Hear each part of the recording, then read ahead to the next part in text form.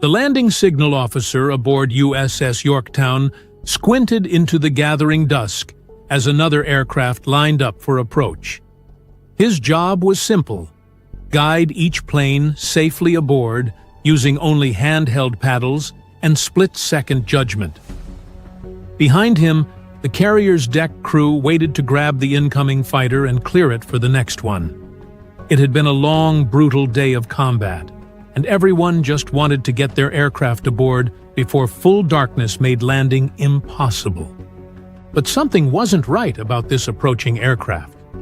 The LSO noticed it immediately. The landing gear, it was wrong.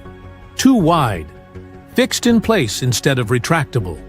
And the silhouette didn't match the stubby, compact shape of the Grumman F-4F Wildcats he'd been waving aboard all day. May 7th, 1942.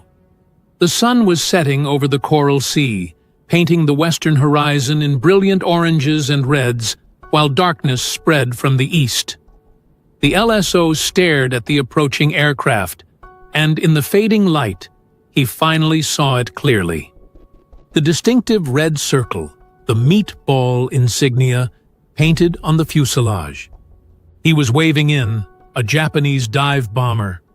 The aircraft was already in the landing pattern, engine throttled down, flaps extended, drifting toward the deck in a perfect textbook approach. The pilot had clearly done this hundreds of times, just not on an American carrier. The LSO frantically waved his paddles in the wave-off signal, abort, abort, go around, and watched in disbelief as the Japanese pilot actually responded to the signal, ramming his throttle forward and pulling away at the last possible second. That's when Captain Elliot Buckmaster's voice crackled across the ship's intercom with an order that hadn't been heard on an American warship in decades.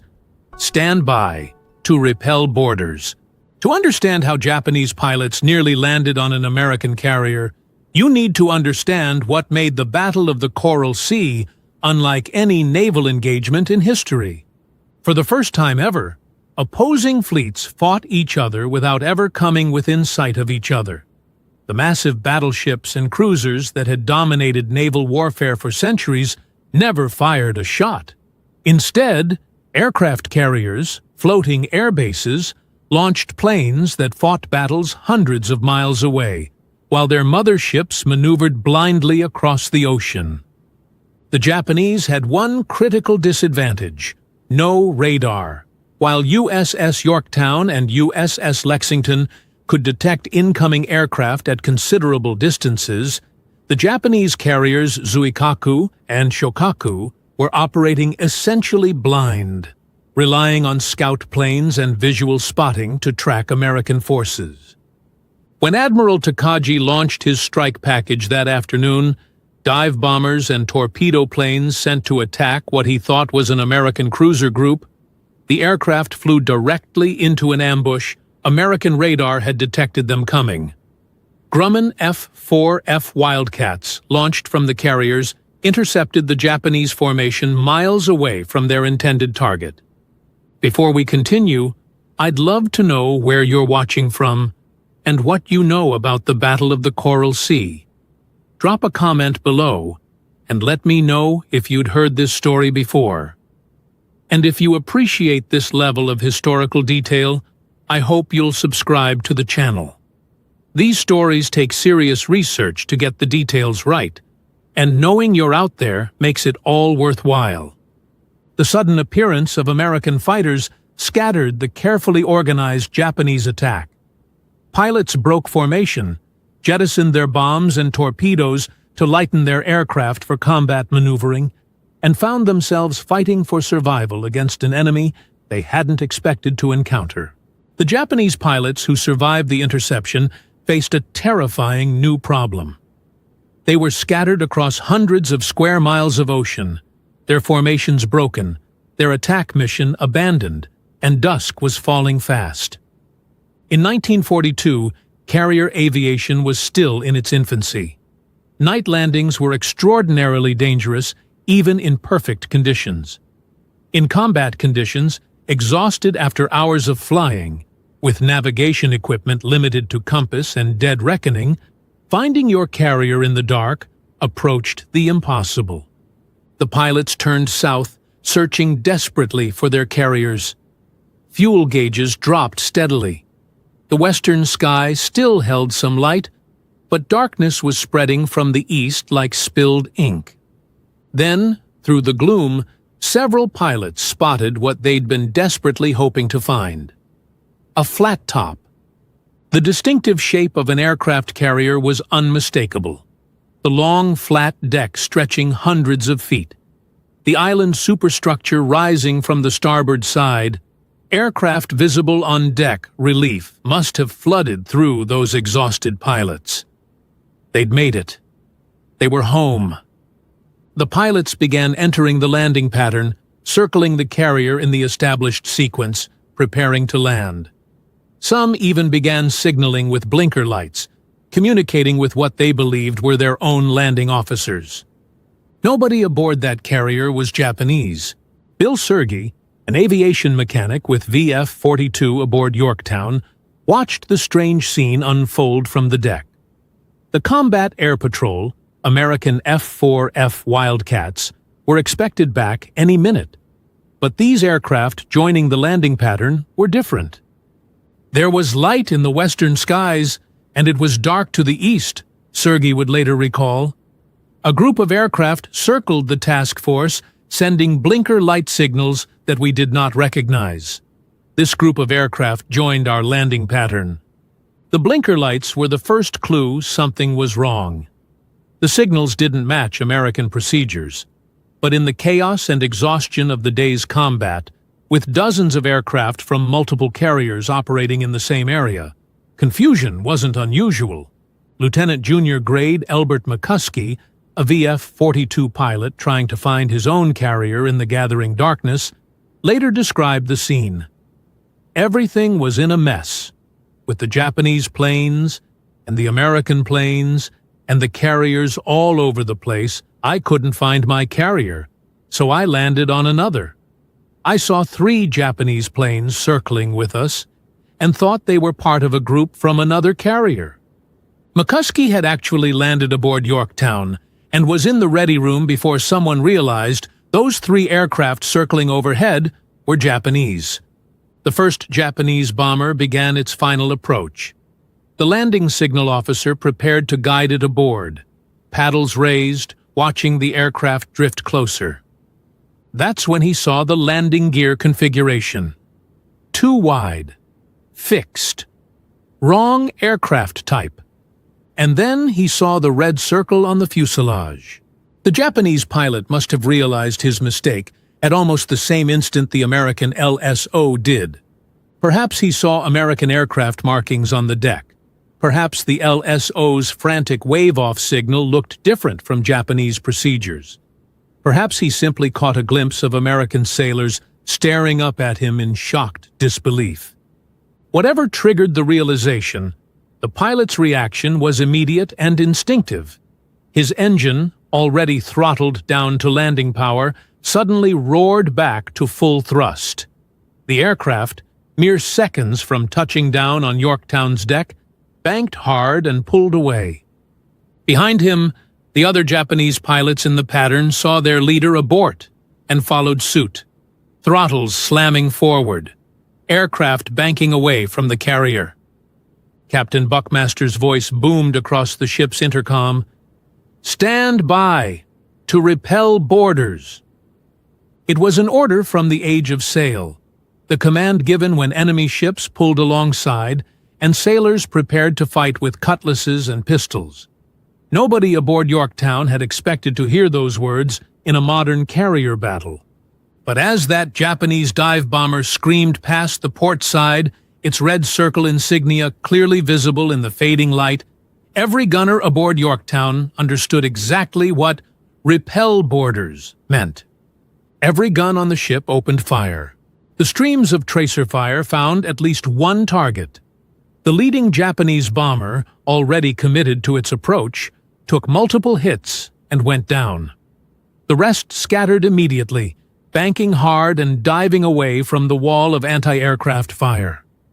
What happened next revealed the real danger of the situation, and it wasn't the Japanese bombers that nearly landed. In the sudden confusion and near darkness, American gunners started shooting at everything in the sky. Tracer rounds lit up the evening like fireworks, streams of .50 caliber fire and 40mm shells reaching toward any aircraft silhouette. The problem was that American F-4F Wildcats were still in the landing pattern, trying to get aboard before full darkness. The American pilots suddenly found themselves flying through friendly fire from their own carrier. Ensign William Barnes managed to land despite his oil cooler being shot up by Yorktown's guns. According to witnesses, he climbed out of his cockpit, ready to fight the deck handlers, demanding to know why they were shooting at him. The chaos was complete. Japanese bombers fleeing through streams of anti-aircraft fire. American fighters trying desperately to land while their own ship shot at them. Gunners unable to distinguish friend from foe in the gathering darkness. Bill Sergey described the scene. It was like fireworks, with tracers going into any aircraft that went by. I guess they got the idea we were not theirs. It was unusual to say the least, and we were on edge. Somehow, through the wall of anti-aircraft fire, most of the Japanese pilots escaped. They scattered into the darkness, throttles wide open, banking and jinking to throw off the gunner's aim. The bombers that had nearly landed moments earlier disappeared into the night, heading south toward where they hoped their carriers would be waiting. Behind them, Yorktown gradually sorted out the chaos. American fighters were finally waved aboard, though deck handlers approached each aircraft with weapons drawn until they confirmed American markings. The last of the combat air patrol landed with their aircraft showing various degrees of damage. Some from Japanese fighters encountered earlier, others from their own carriers' guns. The surviving Japanese pilots who escaped Yorktown's guns faced a desperate flight back to their own carriers. Already low on fuel after hours of flying, they now had to find their ships in complete darkness, with no navigation aids beyond their compasses. Of the approximately 27 Japanese aircraft that had launched that morning for what should have been a straightforward attack on American cruisers, the losses were catastrophic. American fighters had shot down 9 during the initial interception. At least one more was destroyed by Yorktown's guns during the landing attempt. Then came the nightmare of night recovery. Multiple aircraft crashed into the ocean while attempting to land on their own carriers in complete darkness. Sources conflict on the exact numbers. Some records indicate only 4 aircraft successfully recovered. Others suggest as many as 18 made it back. But all agree the mission was a disaster. More than half the strike force was lost.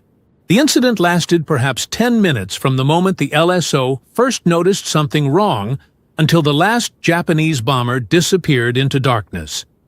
But those 10 minutes revealed something crucial about the new type of warfare being fought in the Pacific. Carrier aviation was still so new, and the distinction between friend and foe so difficult to determine in poor visibility, that even experienced pilots on both sides could become confused about whose carrier they were approaching. The Japanese pilots weren't incompetent. They were exhausted after hours of flying, combat, and navigation in deteriorating weather. They had found exactly what they were looking for, a carrier, and their training took over. Enter the pattern. Signal for landing. Follow the LSO's instructions. The American pilots were equally confused. Lieutenant McCuskey actually landed on Yorktown, thinking the Japanese planes were from another American carrier. In the chaos of the first carrier versus carrier battle in history, with aircraft from multiple ships operating in the same area, nobody was entirely sure who was who. The only reason the incident didn't end in disaster, Japanese bombers successfully landing on an American carrier, was that one landing signal officer noticed the wrong landing gear configuration. and frantically waved off an aircraft that was seconds from touching down. The near landing exposed several factors that made such confusion possible. First, aircraft silhouettes in poor light looked remarkably similar. Both American and Japanese carriers operated single-engine dive bombers with similar profiles.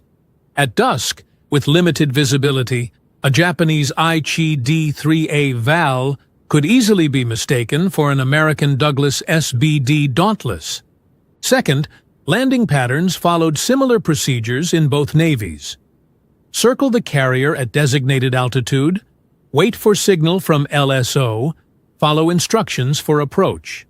The Japanese pilots were following textbook procedures, just on the wrong carrier. Third, the chaos of the day's combat had scattered aircraft from multiple carriers across hundreds of miles of ocean. American pilots were landing on any friendly carrier they could find. The Japanese pilots were simply trying to do the same thing. They just miscalculated which carriers were friendly. And fourth, dusk created a perfect window of confusion. Enough light remained to spot the carrier's silhouette and attempt landing, but not enough to clearly distinguish markings or identify aircraft types until they were dangerously close.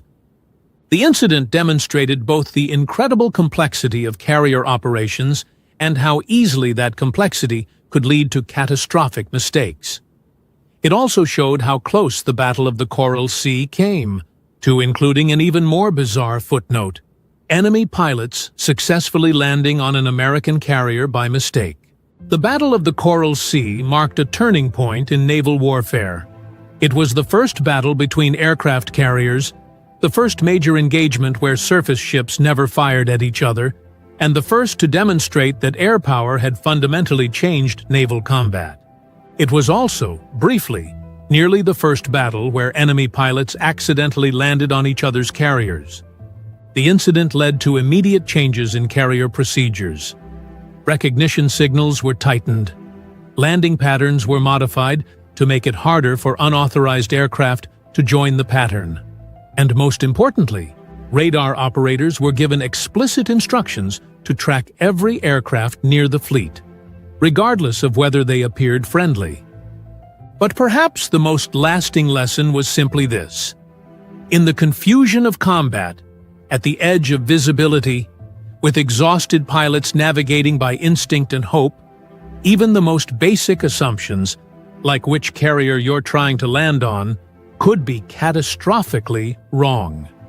The Japanese pilots who nearly landed on Yorktown that evening escaped into the darkness. Some made it back to their carriers. Others ran out of fuel and vanished into the Pacific. But for those few minutes when they circled an American carrier in the gathering dusk, signaling for permission to land, they came within seconds of making history in the strangest possible way. The landing signal officer who waved them off never learned the identity of the pilot he nearly guided aboard. But somewhere in the darkness of May 7th, 1942, a Japanese aviator realized his mistake just in time, slammed his throttle forward, and flew away from what would have been the most embarrassing landing of his career, assuming he survived it.